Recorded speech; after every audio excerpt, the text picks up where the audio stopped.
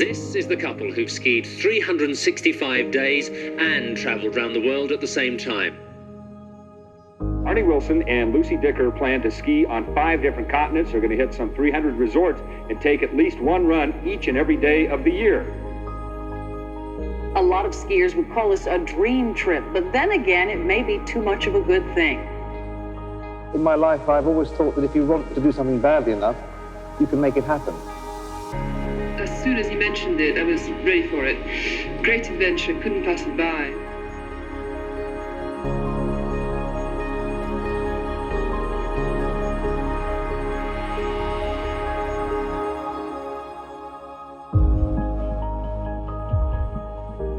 I had a very lovely French girlfriend who was in the skiing business, and she was looking, I think, for a little bit of adventure. We were together. We'd only just really met and got together a year or so earlier. And so when I realized that she was interested in giving up her job and coming with me on a round-the-world ski expedition, then it became something more concrete. Yes, it's good that we have this book because, quite honestly, 22 years on, I'd have forgotten most of the detail. Lucy was against having this diary. She thought it was just more things to clutter up the car with, and I insisted we had it. So she went out into Jackson Hole and bought it, and it became more precious to her than to me in the end. I never in 1,000 years thought I was ever going to be involved in skiing. What really changed things really was the Financial Times. I got a call saying, would I like to write about skiing for them? And of course I was overjoyed because I never thought for a moment that I would ever be the Financial Times Ski Correspondent. I've been with the FT since 1986, and I thought, time to do something different. The Financial Times paid me for an entire year to write about the round-the-world ski expedition, which I was very grateful for. Max Wilkinson, who was my boss at the FT, said, now, Arnie, you can't just ski one run and have lunch and move on. That's not right. We should set a minimum number of miles, and we came up with 10 miles a day. So, for example, on that day, it was 1.75 miles, 2.83 miles that day. Bearing in mind we're supposed to ski 10 miles a day. That's more like it. See, we did 15 miles that day. We couldn't do different ski resort every day because then we would have run out of ski resorts in the Southern Hemisphere. But we did do, I think, 2 in every 3 days. So we ended up doing 240 ski areas.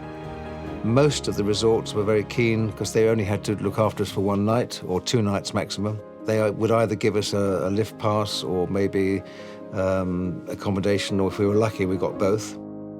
Mammoth Mountain we went to a great deal because it was our stepping stone, if you like, between the northern and southern hemispheres. So they were particularly helpful to us.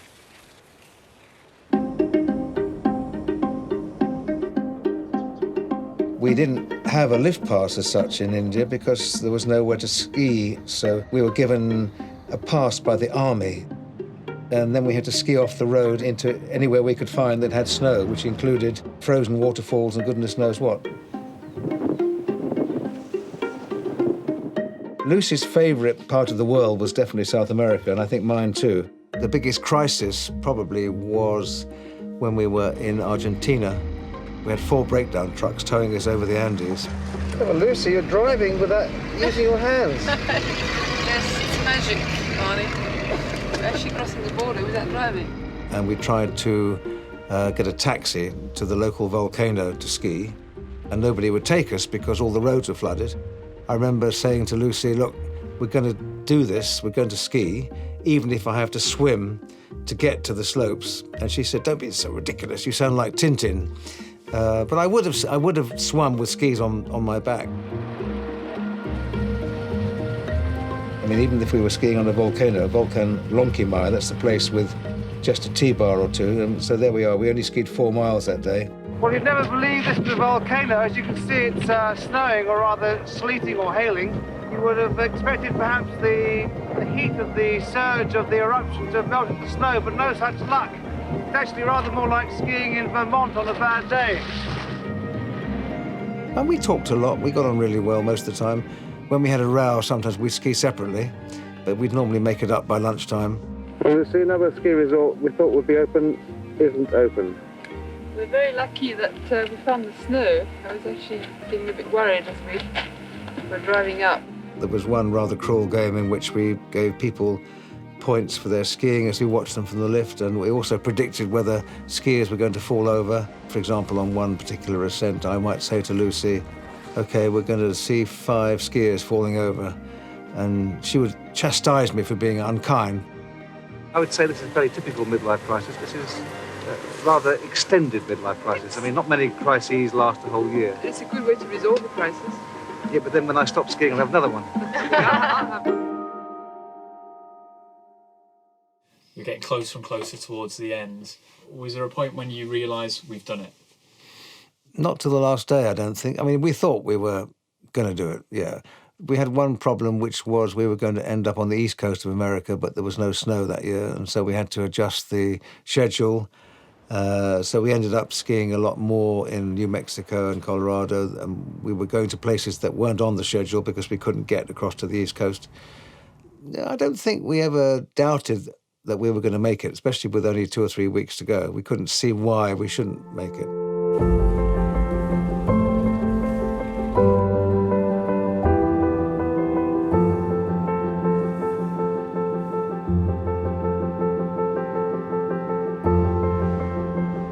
We had a fantastic last day, and then we were crowned, very embarrassedly, we were crowned King and Queen of Skiing, which we really weren't expecting that. And of course it was silly, but it was quite fun. We had no idea they were going to do this. There we are, as the King and Queen of Skiing, carrying our Union Jacks, as you can see there. This is the couple who've skied 365 days and travelled round the world at the same time. It's the equivalent of descending Everest 125 times. That's 4 million vertical feet. This is one relationship which has literally gone downhill all year. We were in the Guinness Book of Records as the first people to ski for an entire year. It was a battle sometimes, but Yeah, very good. we just decided we were not going to let any little tiny hardships get in the way, and here we are. Lucy wanted to carry on, but that was only really her saying, I've loved it so much, let's carry on. I was quite glad to stop. Lucy was not that glad to stop.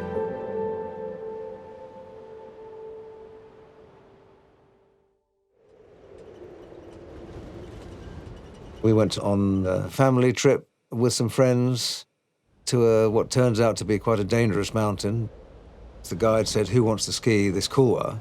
Lucy said, I'm not sure if I'm good enough. And somebody inevitably said, oh, come on, Lucy, if I can do it, you can. I skied on, and I remember thinking, Lucy's not going to enjoy this. The next thing I know is that she and a very dear friend of mine have suddenly appeared out of nowhere at the top of this particular section of the couloir, and they're coming bouncing down towards me with no skis on their feet, so I thought, oh, this is bad. And then the force of her arriving forced me off my skis, and we went tumbling down quite a long way together, and I was sort of holding on to her. We were bouncing up and down as we hit, bumps and things, and we were flung apart. She was breathing very awkwardly. There were helicopters everywhere. You could tell by the body language of the staff at the hospital something terrible had happened. Lucy had died.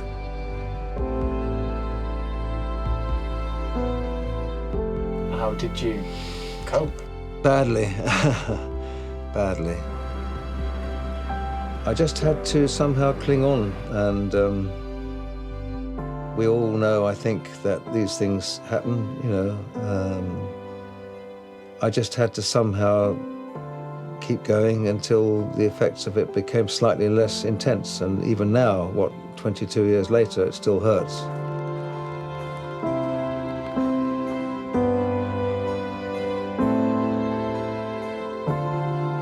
There was a time when I couldn't even bear to hear people speaking French because it reminded me of Lucy.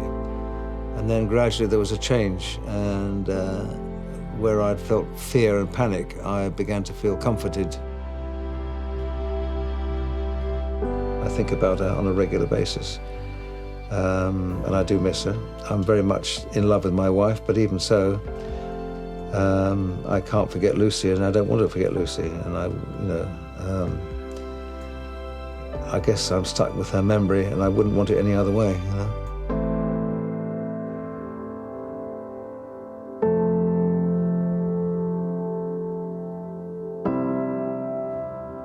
I think it's fair to say we still love each other after all this, and it's a good trial of a relationship, I would say. It's Burton and Taylor on skis.